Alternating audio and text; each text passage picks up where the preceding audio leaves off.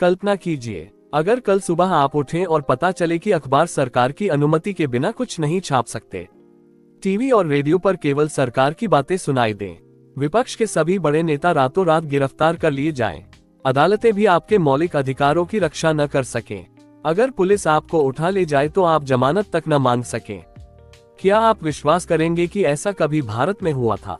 लेकिन ये कोई कल्पना नहीं है। ये भारत के लोकतांत्रिक इतिहास का वह अध्याय है जिसे आपातकाल कहा जाता है। 25 जून 1975 की वह रात, जब करोड़ों भारतीय सो रहे थे, लेकिन उसी रात देश की राजनीति, संविधान और लोकतंत्र की दिशा बदलने वाला निर्णय लिया जा चुका था। नमस्कार मित्रों, आज हम आपको उस दौर में लेकर चलेंगे जिसे भारत के लोकतांत्रिक इतिहास का सबसे विवादास्पद और सबसे चर्चित कालखंड माना जाता है। आखिर क्या हुआ था 25 जून 1975 को? क्यों देश में आपातकाल लगाया गया? क्या वास्तव में लोकतंत्र खतरे में था या सत्ता? संविधान में ऐसे कौन कौन से बदलाव किए गए जिनकी चर्चा आज भी होती है? और कैसे देश ने 21 महीनों बाद लोकतंत्र को फिर से हासिल किया? इन सभी सवालों के जवाब आपको इस वीडियो में मिलेंगे। कहानी शुरू होती है 1971 से। उस समय इंदिरा गांधी देश की सबसे शक्तिशाली नेता बन चुकी थी। गरीबी हटाओ के नारे के साथ उन्होंने भारी बहुमत हासिल किया था। इसके बाद बांग्लादेश युद्ध में भारत की विजय ने उनकी लोकप्रियता को अभूतपूर्व ऊंचाई पर पहुंचा दिया। देश और विदेश में उनकी छवि एक मजबूत नेता की बन चुकी थी। लेकिन राजनीति में परिस्थितियां हमेशा एक जैसी नहीं रहती। धीरे धीरे देश में महंगाई बढ़ने लगी, बेरोजगारी बढ़ रही थी, भ्रष्टाचार को लेकर जनता में असंतोष फैल रहा था। गुजरात और बिहार में छात्र आंदोलनों ने सरकार के खिलाफ माहौल बनाना शुरू कर दिया। इसी समय लोकनायक जयप्रकाश नारायण ने संपूर्ण क्रांति का आह्वान किया। हजारों छात्र और युवा उनके साथ जुड़ने लगे। विपक्ष को भी एक मजबूत नेतृत्व मिल गया। इसी बीच एक ऐसा घटनाक्रम हुआ जिसने पूरे राजनीतिक परिदृश्य को हिला दिया। 1971 के लोकसभा चुनाव में रायबरेली सीट से इंदिरा गांधी ने राजनारायण को हराया था। राजनारायण ने आरोप लगाया कि चुनाव में सरकारी मशीनरी का दुरुपयोग हुआ है और मामला अदालत में पहुंच गया। 12 जून 1975 को इलाहाबाद हाई कोर्ट ने ऐतिहासिक फैसला सुनाया। अदालत ने इंदिरा गांधी के चुनाव को अमान्य घोषित कर दिया और उनके चुनाव लड़ने पर 6 वर्ष का प्रतिबंध लगा दिया। यह फैसला केवल एक सांसद के चुनाव का मामला नहीं था, ये सीधे प्रधानमंत्री की कुर्सी पर संकट था। पूरे देश में विपक्ष ने इंदिरा गांधी से इस्तीफे की मांग शुरू कर दी। दिल्ली से लेकर गांवों तक राजनीतिक माहौल गर्म हो चुका था। इंदिरा गांधी ने सुप्रीम कोर्ट का दरवाजा खटखटाया। 24 जून 1975 को सुप्रीम कोर्ट ने उन्हें आंशिक राहत दी। वे प्रधानमंत्री बनी रह सकती थीं, लेकिन लोकसभा में मतदान नहीं कर सकती थीं। यह फैसला उनके लिए पूरी जीत नहीं था। राजनीतिक संकट बरकरार था और फिर आई वह रात जिसने भारतीय लोकतंत्र के इतिहास में हमेशा के लिए अपनी जगह बना ली। 25 जून 1975 की आधी रात को राष्ट्रपति फखरुद्दीन अली अहमद के हस्ताक्षर से संविधान के अनुच्छेद 352 के तहत पूरे देश में आपातकाल लागू कर दिया गया। आधिकारिक कारण बताया गया आंतरिक अशांति।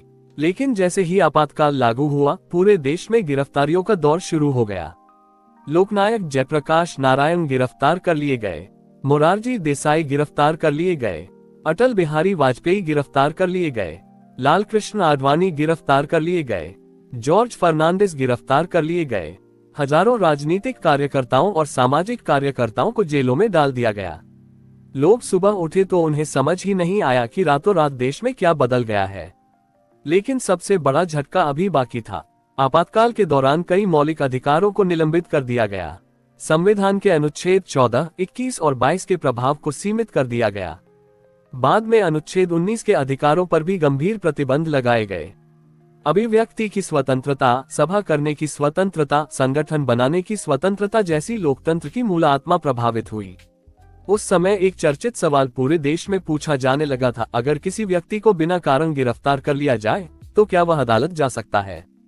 इस प्रश्न पर देश की न्यायपालिका भी कठिन परीक्षा से गुजरी। आपातकाल के दौरान व्यक्तिगत स्वतंत्रता और राज्य की शक्ति को लेकर बड़े संवैधानिक विवाद सामने आए। अब सरकार का अगला कदम था सूचना पर नियंत्रण। अखबारों पर सेंसरशिप लगा दी गई।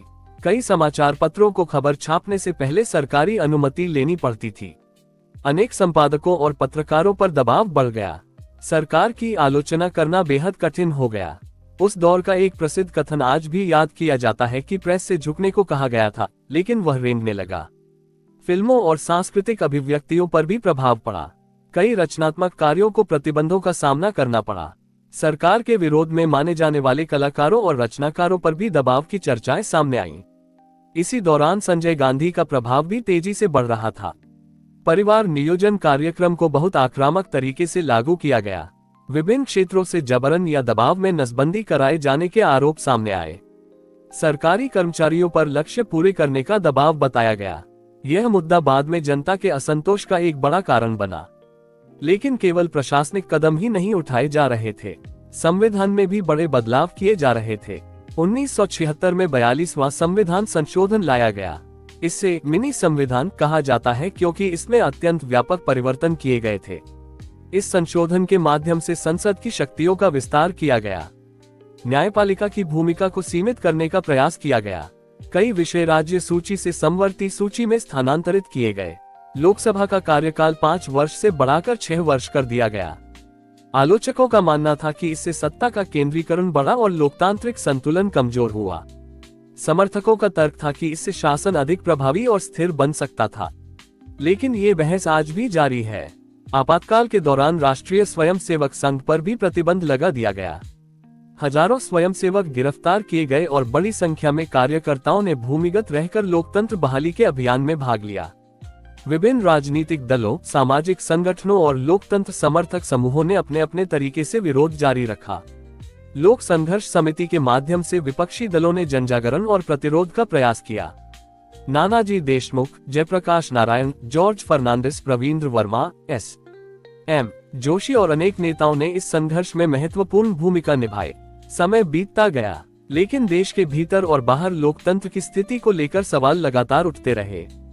फिर अचानक जनवरी 1977 में इंदिरा गांधी ने चुनाव कराने की घोषणा कर दी। कई लोगों को विश्वास नहीं था कि चुनाव वास्तव में होंगे, लेकिन चुनाव हुए। मार्च 1977 में परिणाम आए और भारतीय राजनीति में एक ऐतिहासिक परिवर्तन देखने को मिला। कांग्रेस को बड़ी हार का सामना करना पड़ा। पहली बार केंद्र में गैर कांग्रेसी सरकार बनी। मोरारजी देसाई भारत के प्रधानमंत्री बने। इसके बाद नई सरकार ने आपातकाल के दौरान किए गए कई संवैधानिक परिवर्तनों की समीक्षा शुरू की। 43वें और 44वें संविधान संशोधनों के माध्यम से अनेक प्रावधानों को बदला गया। न्यायपालिका की शक्तियां बहाल की गईं। लोकसभा का कार्यकाल फिर 5 वर्ष किया गया। और सबसे महत्वपूर्ण बात, अनुच्छेद 352 में आंतरिक अशांति शब्द हटाकर सशस्त्र विद्रोह शब्द जोड़ा गया ताकि भविष्य में केवल राजनीतिक संकट के आधार पर राष्ट्रीय आपातकाल लगाना आसान न रहे। आज आपातकाल को लगभग 5 दशक हो चुके हैं, लेकिन उसका प्रभाव भारतीय लोकतंत्र की स्मृति में आज भी मौजूद है। कुछ लोग इसे राष्ट्रीय सुरक्षा और व्यवस्था बनाए रखने के लिए उठाया गया कदम मानते हैं। वहीं अनेक लोग इसे लोकतंत्र, अभिव्यक्ति की स्वतंत्रता और नागरिक अधिकारों पर सबसे बड़ा प्रहार मानते हैं। लेकिन एक बात निर्विवाद है, आपातकाल ने भारत को ये सिखाया कि लोकतंत्र केवल चुनावों से नहीं चलता। लोकतंत्र की असली शक्ति स्वतंत्र न्यायपालिका, स्वतंत्र मीडिया, मजबूत विपक्ष, सक्रिय नागरिक समाज और जागरूक नागरिकों में निहित होती है। 25 जून 1975 का आपातकाल केवल इतिहास का एक अध्याय नहीं है, यह एक चेतावनी भी है कि जब सत्ता और संस्थाओं के बीच संतुलन कमजोर होता है, तब लोकतंत्र की परीक्षा शुरू हो जाती है। और शायद इसी कारण आज भी जब भारतीय लोकतंत्र की मजबूती की बात होती है, तो 1975 का आपातकाल एक महत्वपूर्ण संदर्भ के रूप में याद किया जाता है। जय हिंद।